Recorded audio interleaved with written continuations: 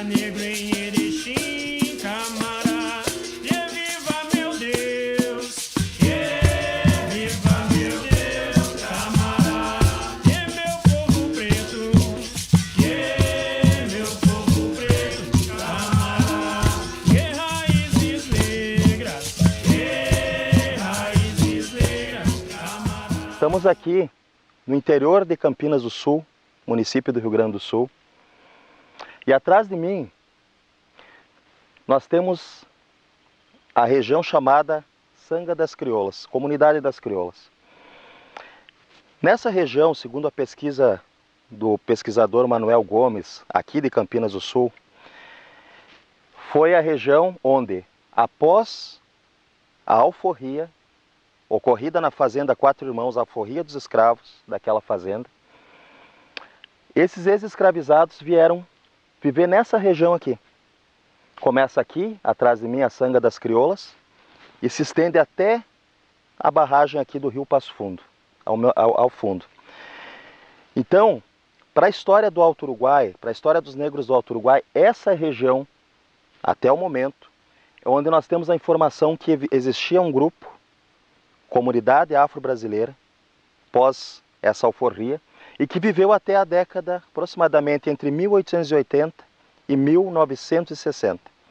Houve uma serraria aqui, essas famílias, essa comunidade afro trabalhavam na serraria, trabalhavam em outras atividades. Eles viviam também da caça, foi autorizado que eles vivessem aqui um tempo, mas eles não tinham trabalho, era uma fazenda, criação de gado. Mas eles tinham a autorização então dos proprietários para viver aqui nessa região, e aqui eles foram subsistindo aí por cerca de 80 anos. Então esse local, ele é um marco para a nossa história, para a história dos afro-brasileiros de Erechim, essa história que nós pretendemos contar aqui nesse documentário. Foi sofrido. Nós éramos 8 irmãos, né? E tudo pequeno trabalhar, e não foi fácil a nossa vida ali. Então a gente nós trabalhávamos nessa família que era alemã, que fazia comida para serraria, né, lá para peão. Olha, era tudo, mas tudo brasileiro, tudo moreno, né, nada de italiano, essas coisas não tinha só essa família alemã. Lá era bom, sabe? Vizinhanças que se davam bem, não tinha encrenca, tudo coisa boa, e tudo casa de madeira. Uns moravam em casa de costaneira, é médio assim, que nem eu sou, nem branco nem preto. O seu pai como é que era? Meu pai era... Bom, acho que era da tua cor. Um homem alto, magro. A minha mãe bem moreninha. Alta, magra, assim. Moreninha. Tinha carreirada, entende? Carreirada de cavalo. Que é carreirada? Tinha correr de cavalo, essas coisas. O pessoal passava a tarde olhando, ver eles correr de cavalo. Se juntar, para rezar, alguma coisa fazer de bom, né? Sim. E como é que era? Eles eram muito pobres, muito humildes? Mas imagina, cara, tinha gente que não tinha nem fogão de ferro, não sabia, não tinha geladeira, não tinha nada. O negócio Chão batido? É isso aí. Nada de hoje em dia, nem falar. Estamos aqui no interior de Campinas do Sul, especificamente na comunidade de linha crioula, que preserva o nome em virtude desta região onde nos encontramos ser um local onde os ex-escravos da fazenda Quatro Irmãos, alforreados lá em 1880, vieram residir. Então a gente está vendo aqui, esse local onde nós estamos seria a barragem, e aqui cruzava a antiga Sanga da Crioula, que a gente consegue visualizar um pouco da água dela ainda, e devido à estiagem isso veio agora à tona novamente, dá para a gente enxergar. Esse capão aqui era um capão onde residiam os moradores todos, os ex-escravos ao redor do mato, né?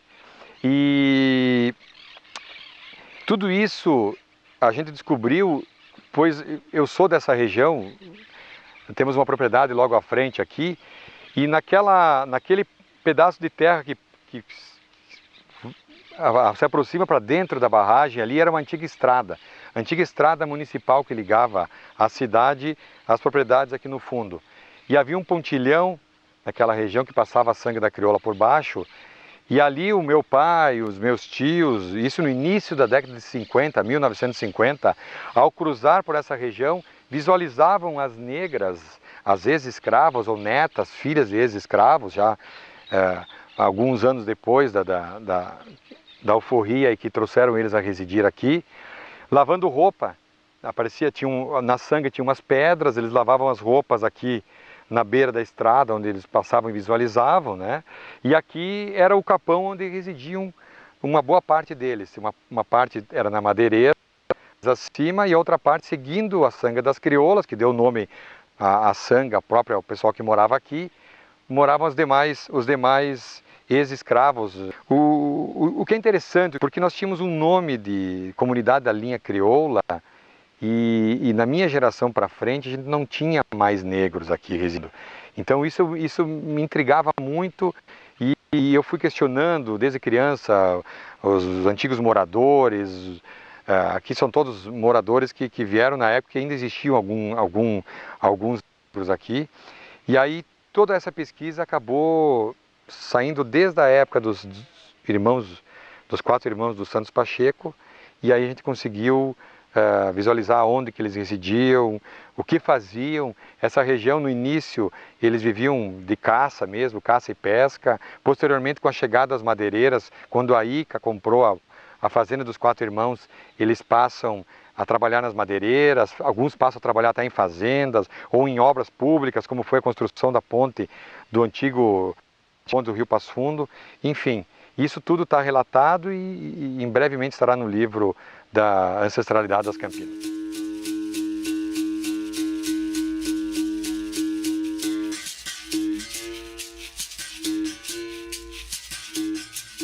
Bom, minha família, ela começa, né, com os meus avós, os meus descendentes.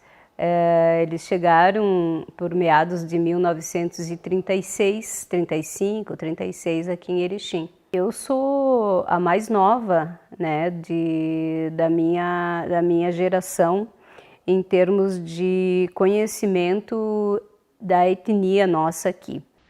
Meus pais, o meu falecido pai ele era natural da Soledade. A minha mãe, que eu sei, ela era de Erebango, natural de Erebango. A minha mãe era de origem alemã, alemã com castelhana. E o seu pai? E o pai era de origem africana. O meu avô veio da África. Chegamos no mês de fevereiro de 1959. Quando eu cheguei aqui em Erechim, o meu pai era ferroviário. Meu pai foi designado para trabalhar, destacado, para trabalhar na turma 82 da Estação Férrea, lá onde hoje é a Vila União, próximo ao desvio Becker. Então, toda a família, nós éramos 6 famílias que morávamos ali com meu pai, todos eles eram negros. Nós viemos a família já com 6 filhos, migrou de Vila Trindade para Erechim. A nossa chegada em Erechim foi no ano de 1968. E nós viemos para Erechim, então, na busca de melhores condições de vida, especialmente de trabalho, saúde, educação, porque onde nós morávamos não existia escola no interior, né? E o nosso sonho, da minha irmã mais velha, desde criança, sonhávamos em ir para a escola, né? E a gente conviveu a vida toda com professores. E eu queria ser professora. Aí, com 13 anos, eu resolvi que queria ser professora de todo jeito.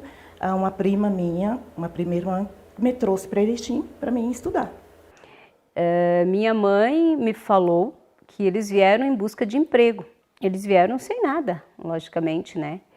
E o meu avô, que eu não conheci, que ele morreu com 50, pouca idade, né? Ele até, inclusive, morreu em afogamento.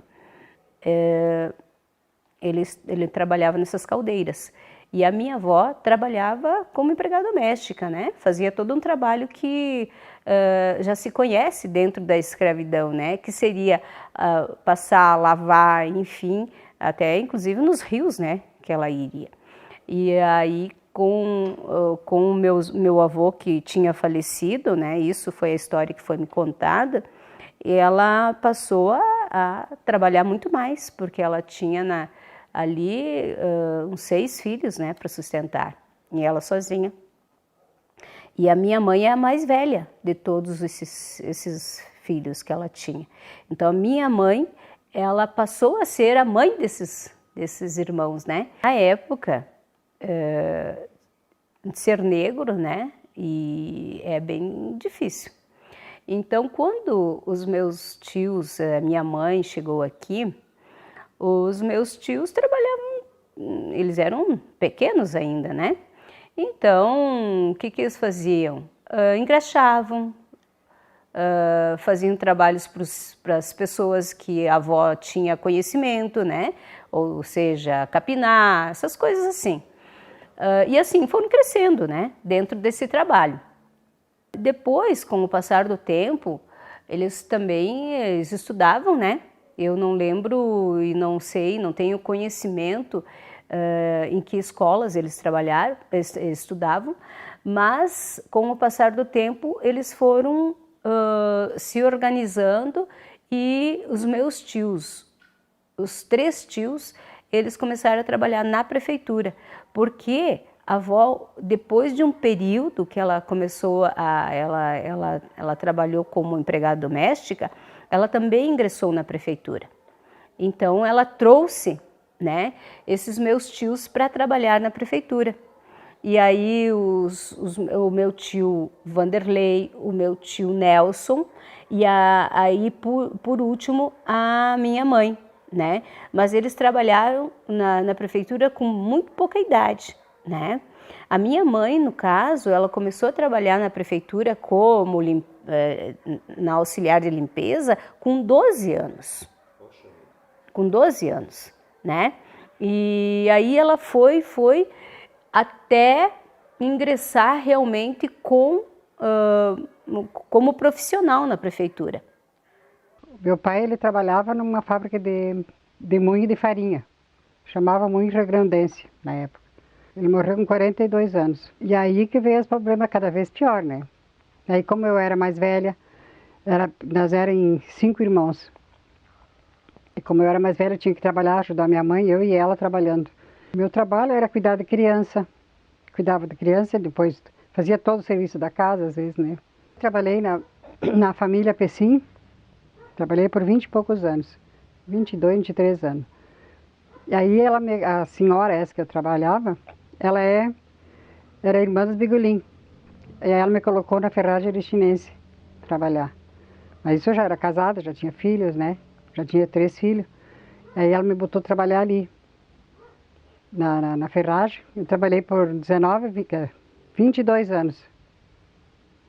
E até onde eu fiquei doente, daí me aposentei.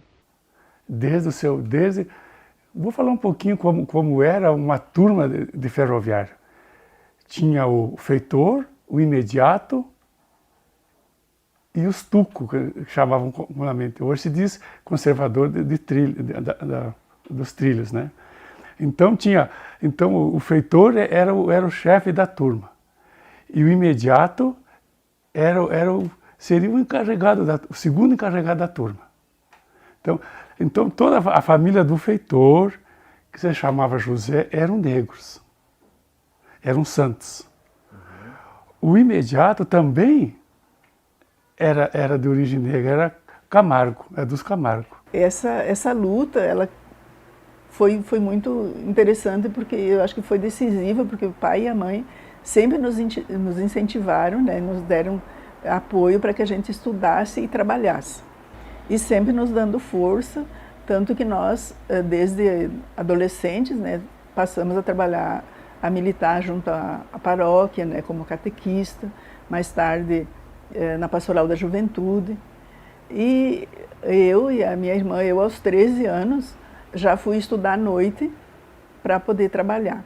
Na época não era permitido isso, meu pai até foi até um juiz para conseguir autorização para que nós pudéssemos, eu e a minha irmã mais velha, ir estudar à noite. E nós fomos estudar à noite e eu já comecei a trabalhar com 13 anos também, junto aqui na Irmã Consolata, que eles tinham um brick de roupas usadas, e eu fui trabalhar como atendente ali. Eu fiquei 1 mês e pouco ali e ela já me encaminhou para uma casa de família para trabalhar como empregada na casa de família. E é um trabalho que eu me orgulho porque foi ali que eu comecei eu diria assim, me desenvolver, né? Porque eu era muito incentivada também a estudar. Trabalhava na casa dela, cuidava das crianças dela, e ela não tinha mais condição de me segurar na casa dela. Eu fui trabalhar em casas de família estranhas daí. Nas casas, as empregadas domésticas tinham os seus aposentos separados, né, totalmente separados da casa. A gente tinha que comer em mesas separadas. As comidas em certos lugares não eram as mesmas. Então, você servia à mesa um tipo de comida e a gente comia outra, né? Comida mais simples. Pão e margarina, por exemplo, uma coisa assim que até hoje eu não gosto muito, porque a gente tinha que comer isso, né? Enquanto que a mesa dos patrões era recheada, né? De coisas melhores. Esses meus irmãos, eles estudavam todos em escola particular. Eles, na época, ganharam bolsa de estudo, porque a minha mãe já trabalhava na prefeitura. E aí ela conseguia a bolsa de estudo, que é um auxílio, né? E eu e o meu irmão estudamos na escola, né? Sendo que a educação infantil a gente fez ali no São Cristóvão. Mas os meus irmãos enfrentaram muito racismo, muito preconceito. Mas eu, como sendo a última, vendo tudo isso, né? Todo esse preconceito, toda isso assim me chocava muito, me chocou mesmo, sabe? E eu não entendia isso. E aí depois, mas com preconceito, não só de alunos, mas de professor, né? Eu lembro um episódio que uma irmã, uma freira, ela foi examinar meus cabelos. Minha mãe fazia sempre ou cachinhos ou trancinhas. E ela foi examinar meu cabelo para ver se não tinha piolho, né? E só o meu.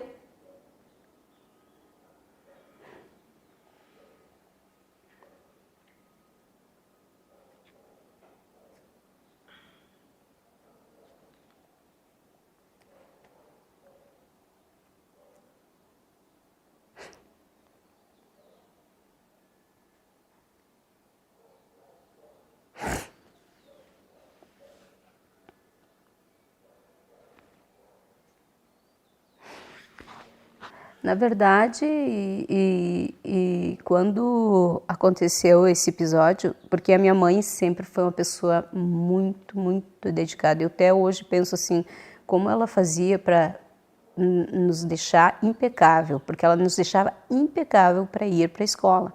Até por causa disso, né? Porque pelo preconceito. Então, assim, ela fazia com que a gente se sentisse tão bem, que nada eles poderiam falar em relação a nós. Isso eu sei que a minha mãe defendeu muito. Quando eu fui eu cheguei na prefeitura chorando, aos prantos, e ela perguntou, eu nem conseguia falar, né? E aí ela simplesmente me pegou pela mão e fomos. Para a escola? Fomos para a escola. Isso foi uma passagem bem difícil, né? Porque ela foi lá, né, com essa freira e perguntou para ela. E eu me senti assim muito protegida pela minha mãe. Foi um episódio muito, muito importante. Mas foi uma violência muito séria. Uma criança, né? Uma criança. Minha irmã, que é a que ela evidencia na pele a cor mais negra, E ela tem ela evidencia aquele beiço, né, mais tradicional de negro, chamava ela de macaca, de gorila, disso e daquilo. E os meus irmãos, para protegê-la, brigavam, né, e iam a soco. E isso sempre o que acontecia, né? Quem era colocado em castigo, né? O meu filho, ele ia na aula e ele estava... Na época tinha um bairro que estava perseguindo um cara que roubava. Um rapazião, um piazote, assim, naquela época era muita piazada que roubavam por aí. E aí uma noite ele chegou em casa chorando, meu filho, chorando, que ele trabalhava de noite, ele trabalhava até, estudava eu não me lembro se ele estudava pela manhã ou pela tarde. E de noite ele trabalhava de garçom. Ele servia, arrumava as mesas, ajudava. E às vezes o patrão dele trazia ele para casa. E às vezes não dava, ele vinha sozinho. Um dia ele se queixou para mim que os brigadianos atacaram ele. E ele disse, mas por quê? Qual é o motivo que eu fiz? E ele não tinha os documentos junto. E aí eles disseram para ele que porque ele era parecido com uma pessoa que eles estavam atrás dessa pessoa. Que eles estavam procurando. E aí ele disse, mas eu não sou, está aqui. Daí ele disse, então, daí os teus documentos. Ele disse, mas o meu documento não está aqui, eu estou vindo do meu trabalho. Trabalho lá em tal lugar, assim, assim. E aí o senhor, aí ele veio para cá, daí eles liberaram, ele veio para casa, mas aí ainda deram uns coices nele, chamaram ele de negro, e deram uns coices, uns pontapé nele, que eu sei. Ele veio para casa chorando, ele chegou e me contou a história.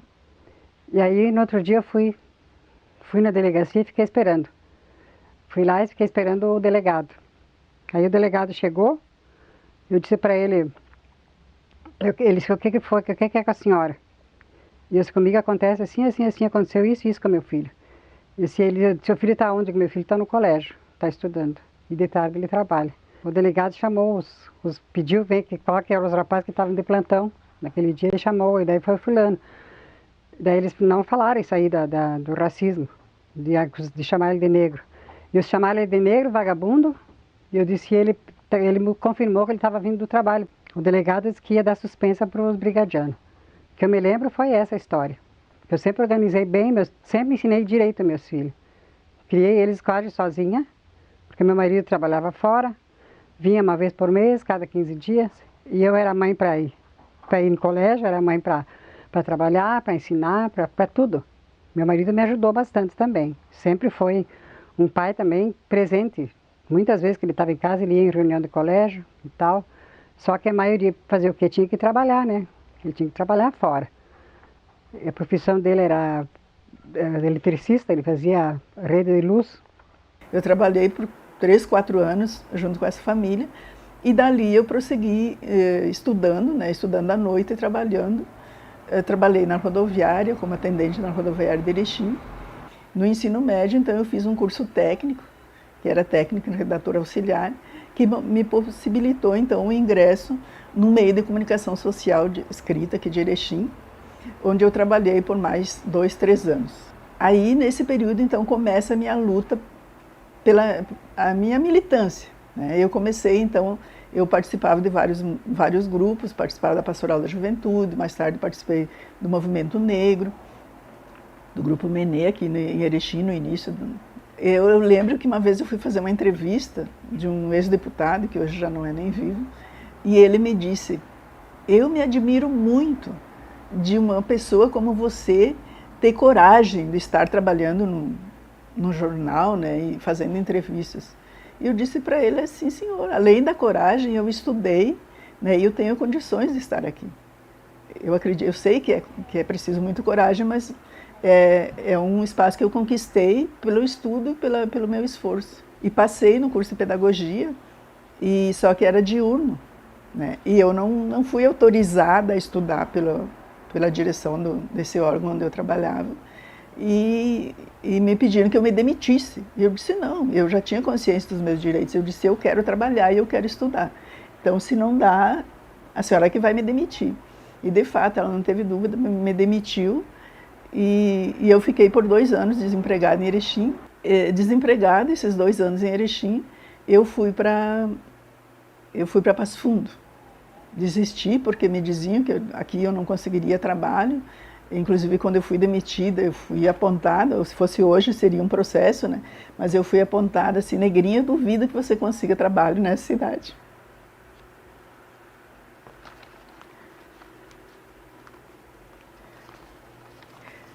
Então,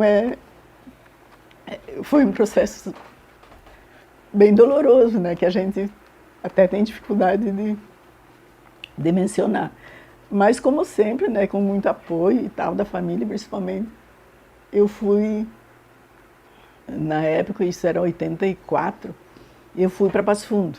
E isso, não, né, eu lembro que não aconteceu só comigo em Erechim. Ah, é? Né, o meu irmão, pela militância, inclusive militância política, participando de movimentos sociais e tal, sindical, ele é uma coisa assim bem séria, né, mas eu acredito que se a gente fosse pesquisar, existiu até esse documento. Na época diziam que em Erechim tinha uma lista negra, eles chamavam lista negra, e você vai para a lista negra. Então você não consegue em Erechim. Por quê? Porque onde você ia buscar um trabalho, eles, né, costumavam buscar informação, né? Tinha várias situações assim, não era um racismo direto. Quando me formei, logo em seguida eu casei. Aí depois fiz um concurso, aí passei, voltei para Itatiba dar aula. Aí eu ficava indo e vindo, né, lá com o filho pequeno, que era Monique. E era sofrido, não era tão fácil. E dentro da escola, assim, voltando um pouquinho do magistério, eu era a única negra, né? Eu sempre fui a única negra nas escolas. Então, menos as escolas que eu passei 2, 3 escolas, não tinha convivência com negros, com colegas negros, não tinha, nenhum. Então, na verdade, eu vivi no meio de brancos, né? Eu era a negra no meio dos brancos. Então, quando eles estavam falando de outros negros, das outros brasileiros, que eles não falavam negro, a palavra negro jamais, mas falavam dos brasileiros, dos brasileirinhos, eles se referiam, né, que eu era diferente, porque eu estudei, porque eu estava numa posição diferente dos outros. Então, os outros eram os pejorativos que vocês imaginam. Quais seriam esses termos? Vagabundos, não tem porque não trabalha, vivem assim porque são negros, brigam porque são negros, moram lá porque são brasileiros, no caso, né? Isso é coisa de brasileiro, isso é coisa de preto, a cor que é diferente, né? Por causa da cor.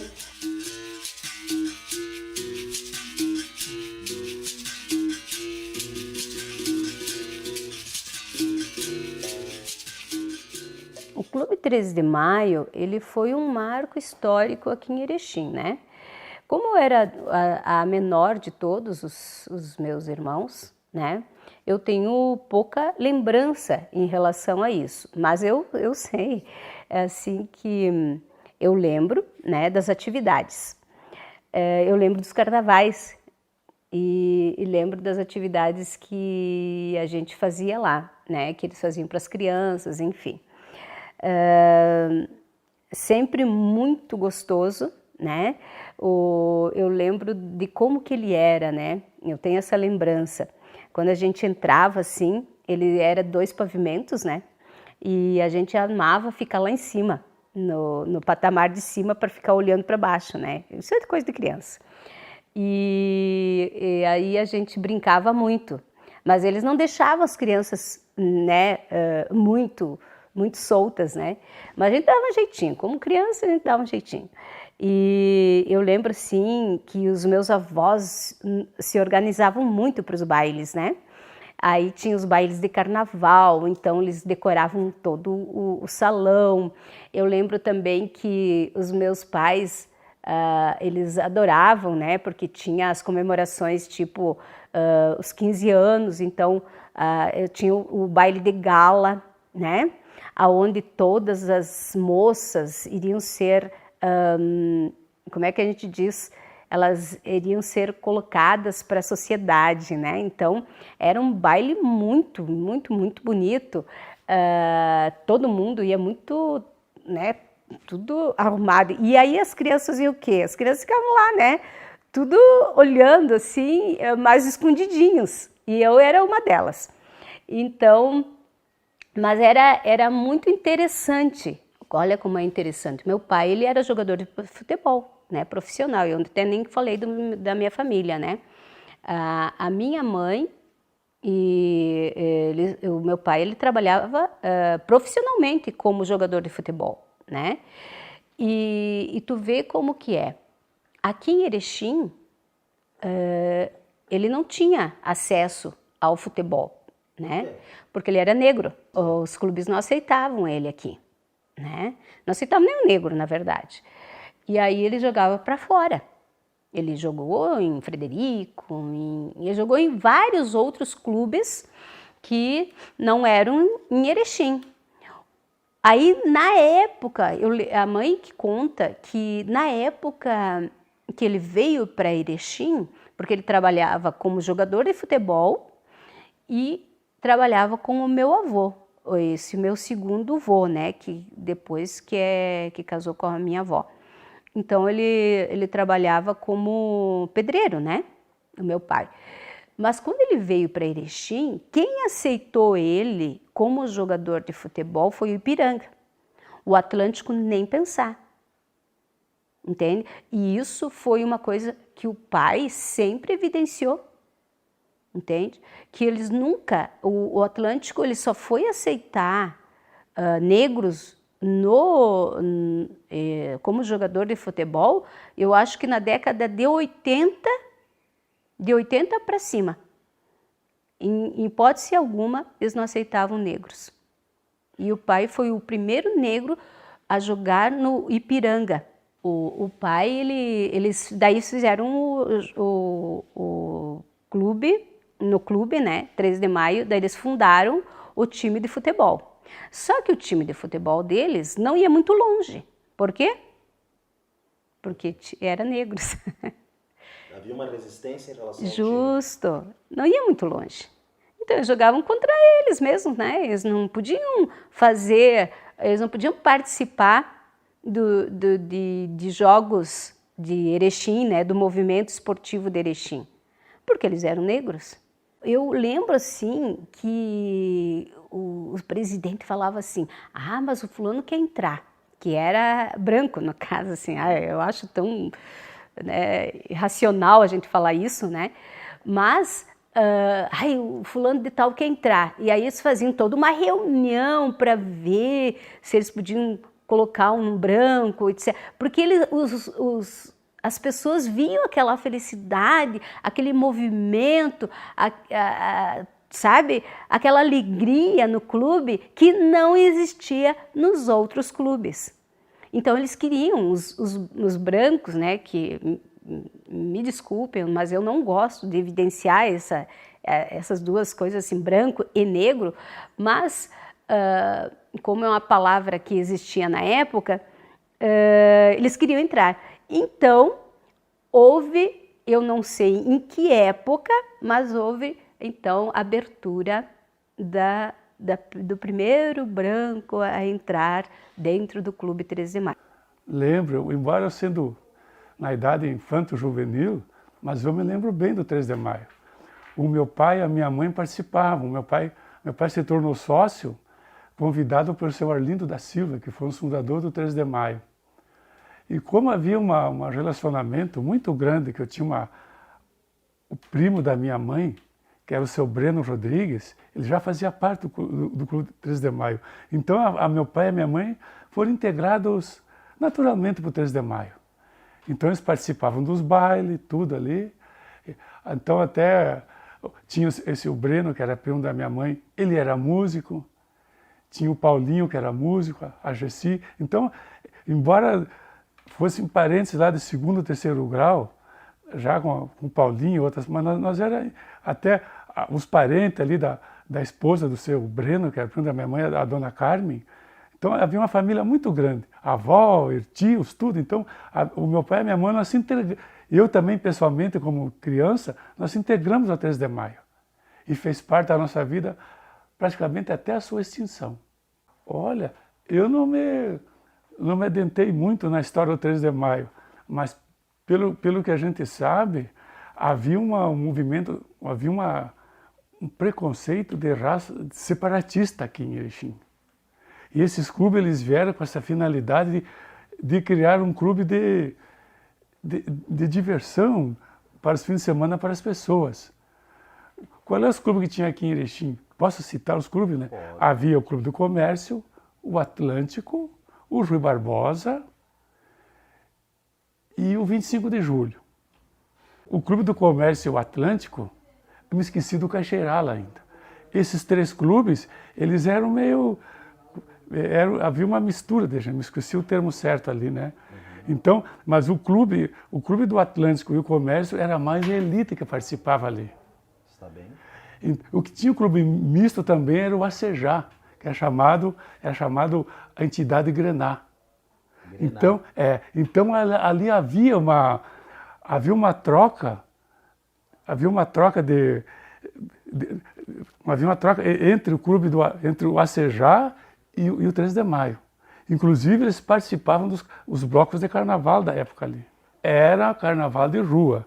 Até vou citar o nome de um homem aqui que foi um braço direito do 13 de Maio por muitos anos, seu Edmundo Palhano Sobrinho, mais conhecido por Panela. Ele que incentivava o carnaval de rua. Ele era o divulgador do 13 de Maio da época aqui em Erechim. Poucas pessoas sabem disso aí. Até esse homem devia ter dado mais destaque dentro da sociedade de Erechim. Ele foi um homem importante aqui. Ele participava dos programas da rádio, da Rádio Erechim, principalmente aqui. A gente descobriu presença de movimentos negros antigos aqui em Erechim, a gente passou a conhecer e popularizar a história do 13 de Maio, que faz parte da história de Erechim, e o Menê vem muito firme nisso, buscando difundir essa história do 13 de Maio, a gente busca resgatar cada vez mais essa história, essa vivência com os antigos membros do 13 de Maio que ainda estão vivos, a gente senta para aprender com eles. E aí fui para o concurso de prenda do próprio CTG, do CTG Galpão Campeiro. E aí, dentro do concurso, você tem que escolher um tema e falar por alguns minutos. Assim. Eu não sabia do que falar, né? E ficamos pensando tempos, assim, o que eu ia falar. E a mãe dava aula no aeroporto, né? E aí, surgiu um dia a minha mãe lá em casa com um assunto sobre o... Ela disse assim, olha, Monique, olha isso, acho que é isso que tu tem que falar. E era a história do 13 de maio. Então, ali pelos meus 13, 14 anos, foi o meu primeiro contato com a história do negro em Erechim.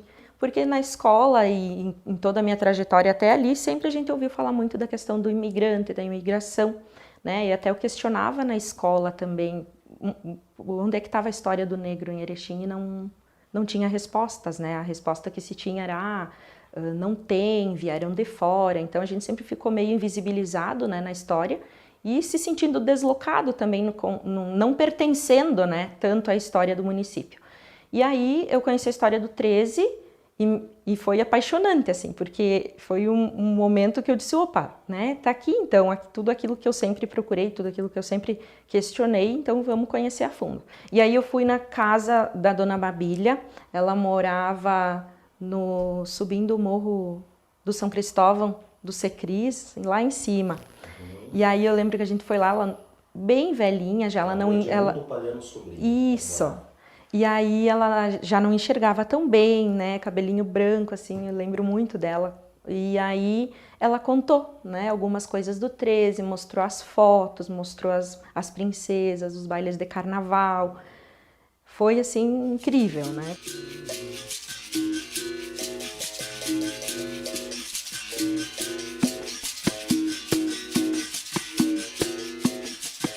Eu comecei a praticar capoeira em 99. Eu ganhei uma bolsa de estudos e acesso a uma academia aqui de Erechim. E daí eu comecei a praticar capoeira lá. Isso fortaleceu um pouco ainda mais os meus laços com meu pai. E como meu pai era baiano, né, militar, e eu busquei essa afinidade, busquei me encontrar mais dentro da história dele, dentro da cultura dele.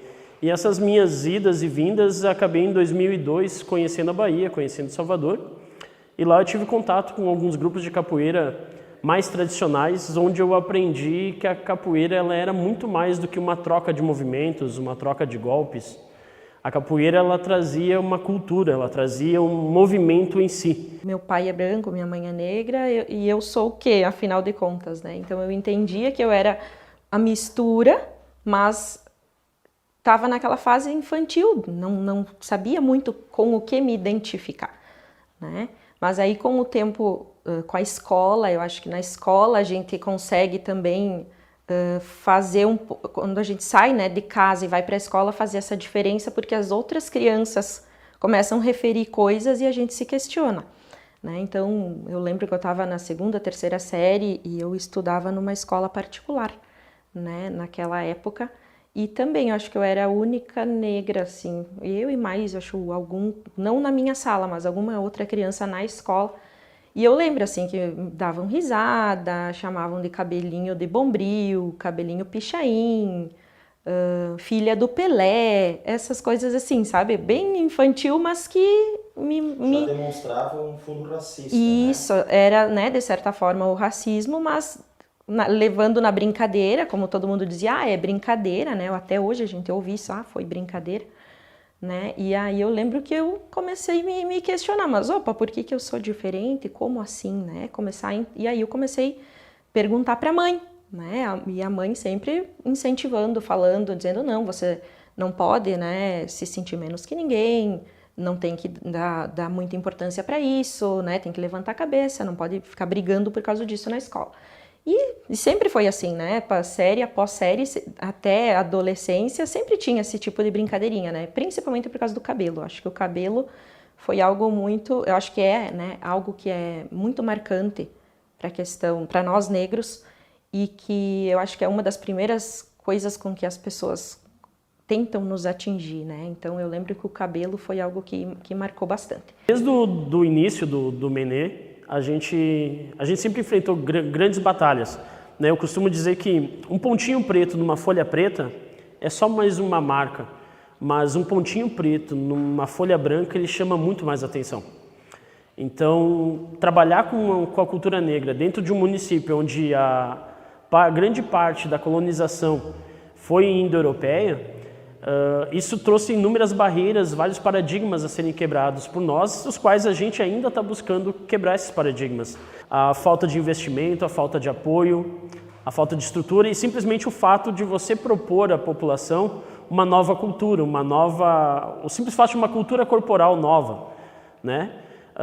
Aqui as crianças não nascem gingando, ela precisa entender o que é capoeira, ela precisa conhecer o que é a cultura negra primeiro, né? Diferente de quando tu se cria num ambiente cultural, né? Aqui a gente precisa apresentar a cultura, conquistar, para depois poder introduzir uma transformação, né? Então isso são inúmeras barreiras. Essa questão do racismo estrutural, ele dificulta bastante. Desde criança a gente vira para o lado, a gente olha, Erechim nos apresentava muito isso, né? A gente não tinha referências negras à frente de nada. Eu não me imaginava como um professor negro porque eu nunca tive professores negros. E eu não me imaginava como dono de um mercado, de uma grande loja, porque nunca tivemos donos de grandes lojas. A partir do momento que a gente cria o Menê, a gente busca trazer essa representatividade. Mostrar que um consegue, dois conseguem, várias pessoas conseguem. A gente consegue conquistar sonhos e vitórias juntos. Então, na adolescência, eu entrei no CTG porque meu pai sempre foi envolvido com tradicionalismo, né? E CTG, e tocar gaita, enfim. E aí eu fui para o CTG também. E lá tem os concursos de prenda, né? E eu, com 5 anos, eu já tinha sido prendinha na pré-escola, né? E aí, quando eu entrei no CTG, eu disse, agora eu quero tentar de novo o concurso. E a partir daí começou a se falar muito nessa coisa, a etnia negra, a Monique pode falar sobre a etnia negra, e foi. E dentro do movimento tradicionalista. Isso, também. Dentro do movimento tradicionalista. Esse movimento, mesmo que involuntário, mas você foi bem involuntário. Fui para o magistério, então, por identificação com a mãe muito, né? Então, fui fazer o magistério e também no magistério questionando nessa questão da história, porque também não se falava como ensinar as crianças essa parte. E aí o tempo passou, eu fui para psicologia, e aí na faculdade, foi 2008, né, teve a FRINAP. Eu sempre tinha aquela curiosidade, de ser princesa da FRINAP, mas como? Se não tinha uma princesa assim como eu, né? Não me via como uma identificação, como que eu ia ser princesa se eu não tinha o padrão de princesa, né? Onde é que eu ia me encaixar? E aí foi passando e em determinado momento eu disse, não, vamos dar a cara para bater, como a gente diz. E aí eu fui conversar com a professora Mara Bispo, que ela era coordenadora, se eu não me engano, da pedagogia naquela época. E aí eu pedi, fui bem cara de pau e fui eu mesma que fui pedir, então, para ser princesa da FRINAP, né? Eu não fui, assim, alguém me indicou.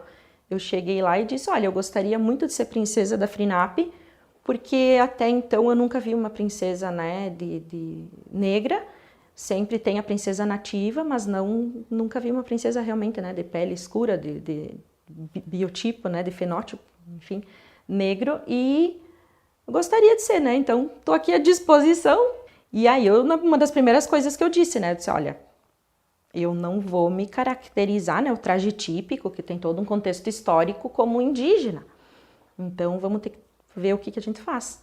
E aí, começamos a desenvolver esse traje, né? E pesquisar, e não tinha referência, né? Não tinha, assim, uma referência no município também de onde é que eu posso buscar isso.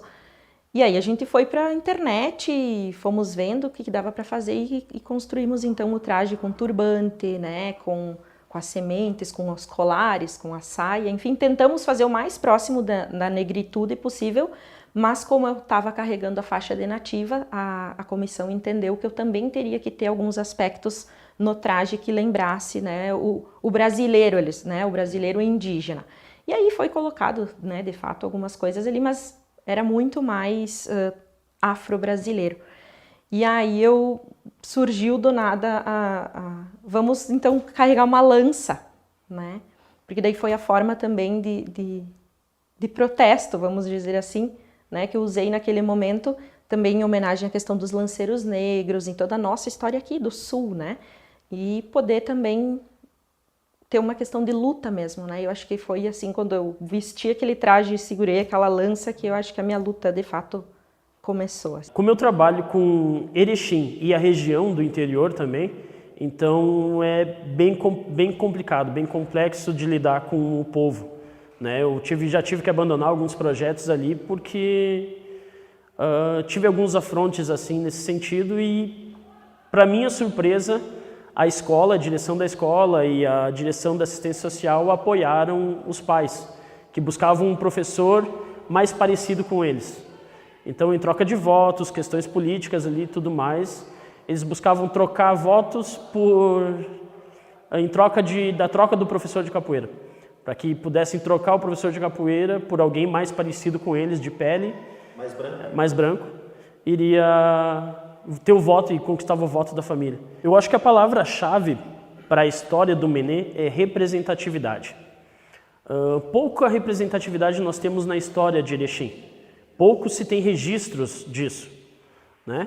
Então, o andar do Menê e as pessoas que chegaram com o Menê para somar, trouxeram uma enorme carga histórica, né? No qual a gente conseguiu a comprovação da presença negra no município de Erechim, como etnia, como colonizadores. Agora, há pouco tempo, a gente descobriu também registros ainda mais antigos. Que no princípio, puxando tudo isso que a Monique falou, era da gente ter uma representatividade, a gente poder ser representado, para a gente poder dizer, nós estamos aqui, vamos montar um grupo. Então, dali em diante, a gente gritou, né? Que a lança da Monique estava, né, bem representada. A partir de agora, a gente vai contar nossa história aqui nessa região. E aí o nome foi, eu acho que o Maurício, né, que veio com o nome, né, a gente se reuniu lá em casa, tem até uma foto, né, que a gente tá lá, fez a ata, né, e a partir dali a gente começou a ser chamado, né, para contar a história diferente, né, nós também temos um grupo, nós também estamos aqui. Nós temos a nossa etnia, existe a etnia, né? Existe. E eu acho que foi um choque para todo mundo. Voltando assim, foi um choque. Um choque por quê, tu acha? Porque até se a gente não estava ali, a gente não existia, ninguém via o povo negro. Né? Trabalhavam aonde? Eles trabalhavam aonde? Estavam onde? Construindo, fazendo o quê? Né? Dava a impressão que eles não estavam contribuindo para nada. Então, aquilo que volta lá em Itatiba, que diziam que o negro, o município não ia para frente porque era constituído pelos brasileiros. E eu acho que aqui em Erechim era mais evidente ainda. Eu acho que uma forma de começar minha militância foi isso, assim, carregar aquelas dores que a minha mãe não pôde gritar no tempo dela. Né? Eu acho que isso faz toda a diferença. Então, assim, porque a minha mãe contou situações que ela passou, enfim, né? E que hoje a gente analisa a fundo e a gente vê que eram extremamente racistas, assim, extremamente violentas.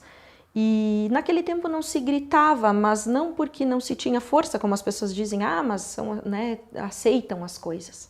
Não, eram outros tempos, era diferente, né? Então, assim, talvez eu carreguei muito isso, assim, dos gritos, essas lutas, né, essa voz que foi calada por um tempo. Eu acho que nós, enquanto movimentos, enquanto movimento, né, a gente tem a obrigação de trazer e gritar, né, pelos nossos que não puderam gritar lá atrás. Como negro no Brasil, a gente já acorda todo dia com um alvo no peito, né? Então a gente precisa acordar e levantar da cama todo dia disposto a vencer uma nova batalha. Sim, venci várias questões de preconceito que aconteceram na minha vida e eu pude superá-los. Com trabalho, com dignidade, com respeito, muito estudo, muita dedicação, para mostrar quem eu sou. Que às vezes não precisa fazer isso. Outras pessoas não precisam se esforçar para conquistar ou mostrar quem são. A gente precisa, sim, ser 2 vezes melhor, a gente precisa se dedicar cada vez mais, porque nunca tá bom. Todo dia é uma batalha nova, todo dia é uma dificuldade nova que é apresentada para a gente. Quando a gente acha que a gente conquistou alguma coisa, que a gente venceu, no dia seguinte está esperando um desafio novo. E como professor, sim, hoje eu sou um pouco mais respeitado, um pouco mais aceito em alguns lugares. Mas como professor eu assumo essa bronca dos meus alunos também. Eu sei que lá no interior tem uma comunidade negra, tem meus alunos com suas dificuldades e eles precisam da mesma ajuda que eu tive que buscar longe, eles precisam dessa mesma ajuda. E eu tenho que proporcionar essa ajuda a eles. Eu acho que o Menê, ele vem para isso. Acho que o grande impacto, que eu acho que é o choque, né, que a minha mãe fala, o impacto é esse, de poder dizer, nós estamos aqui, a gente tem uma história e a gente quer ser valorizado por isso.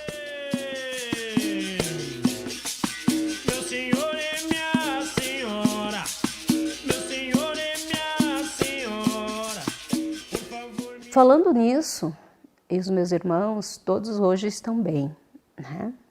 Mas com essas marcas. E eu, como a última, né? Eu consegui superar graças à minha mãe, né?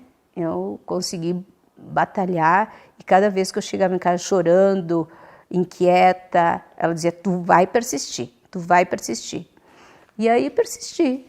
Fiz a minha faculdade, minha pós-graduação, né? Todas as coisas, né? Fiz umas 2 faculdades, enfim, fui a professora negra, uma das primeiras, acho que a primeira negra a trabalhar em escola privada, aonde eu estudei e fui também sofri preconceito. E quando fui como professora, claro, logicamente, que sofri preconceito também. Mas o que eu fiz? Eu superei através do trabalho, né? Através de mostrar a qualidade, né, que eu tinha em termos de trabalho. E assim eu consegui superar essas etapa por etapa.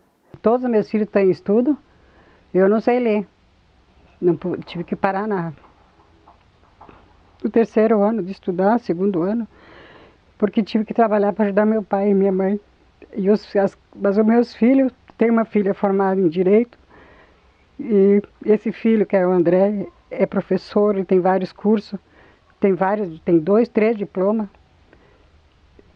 e os outros meus filhos, todos eles têm estudo, todos sabem ler, escrever direitinho, todos eles. Só eu que não sei, meu marido também sabe ler. Estudou também. Tive 4 filhos homens e 2 filhas mulheres, minha mesmo. A sobrinha e a menina que é minha sobrinha. A preocupação é que elas fossem um dia humilhadas. As minhas filhas não precisaram de passar o que eu passei. Olha, eu não gosto jamais de passar por herói, né?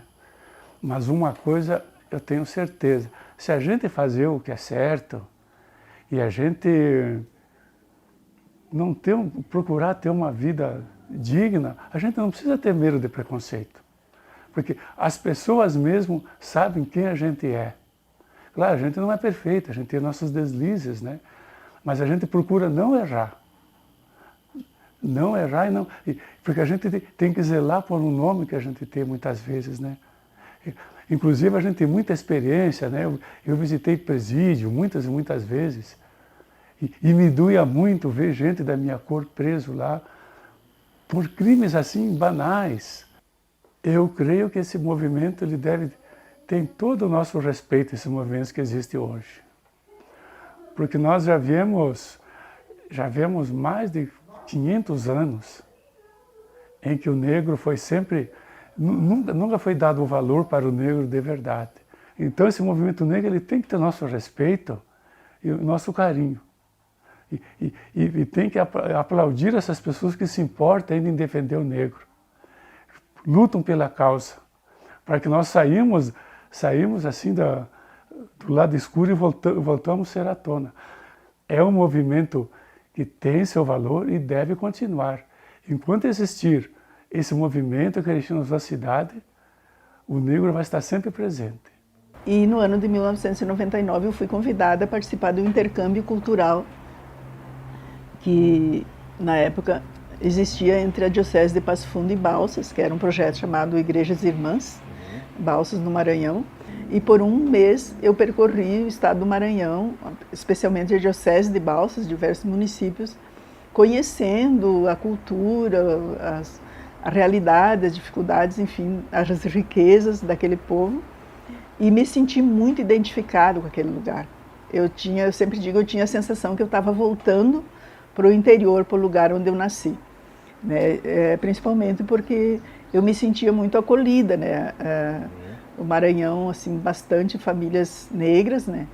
E até eles se surpreendiam porque eles diziam, uma gaúcha negra, né? Porque a ideia que se tem do Sul é que são italianos, são brancos, E eu acredito que foi o processo mais rico, né, na minha trajetória profissional, especialmente, que eu vivi no Maranhão. Eu vivi no Maranhão, porque lá eu me desafiei diretamente para a educação. Né? Havia uma carência muito grande de professores formados. Uma pesquisa que foi feita apontava que 80% dos professores do município onde eu morava, que era Riachão, que eu fui morar, eram professores leigos, que tinham a 4ª série, no máximo a 8ª série, que eram os professores do município. Fiz o vestibular e passei no curso de pedagogia de férias, que existia na UPF em Passo Fundo nessa época. E eu vinha de lá todos os anos, no mês de junho, e julho, ali final de junho, e janeiro e fevereiro eu vinha para Passo Fundo, né, estudava lá, também visitava minha família, que era aqui de Erechim, que continuava em Erechim, e fiz essa trajetória de 92 a 97. Então eu assumi, morando em Feira Nova, morando em Riachão, eu ia à Feira Nova 2, 3 vezes por semana, à noite, às vezes em cima de um pau de arara, abaixo de chuva. Minha irmã dizia, você é louca, né? Essa minha irmã morava comigo. E eu ia, tanto para trabalhar com formação de professores, como para coordenar o trabalho da escola. Tanto que em 2005, eu assumi como secretária de Educação em Feira Nova, e a minha prioridade continuou sendo formação de professores. Claro, é preciso muita resistência, é preciso luta, é preciso conquistar as oportunidades também, né? Lutar e conquistar. Não se entregar. Não se entregar, porque não é questão de meritocracia, mas é uma questão de conquista. Toda vez que eu relembro a minha história, né, eu vejo que foi conquistado dia a dia, foi na conquista do dia a dia. A mensagem que eu gostaria de deixar é a seguinte: para nós negros e de classe humilde, trabalhadores, não existe outra saída a não ser estudar. Trabalhar e estudar. E ter uma meta na vida. Um dia tentar ser diferente. Não ser melhor, mas ser diferente e contribuir para que a sociedade cresça como um todo. Sem essa coisa, esse preconceito de raça ou cor, mas se lembrar principalmente que nós somos indivíduos, somos pessoas, e que nós fazemos parte de toda a sociedade que existe hoje. E que nós temos que deixar nossa contribuição primeiro para a família. Que a família um dia possa se espelhar em alguém. Obrigado.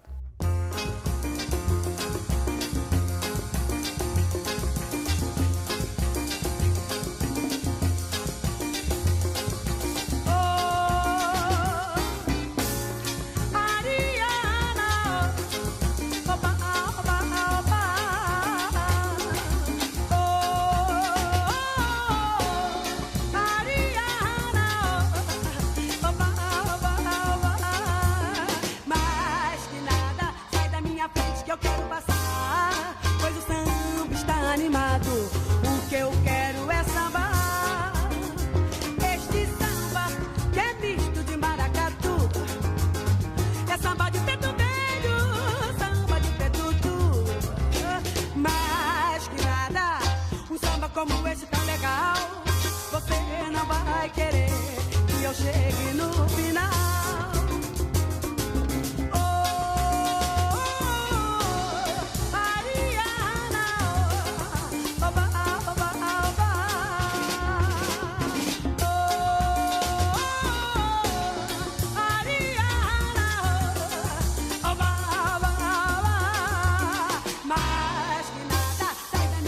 Eu quero passar, pois o samba está animado.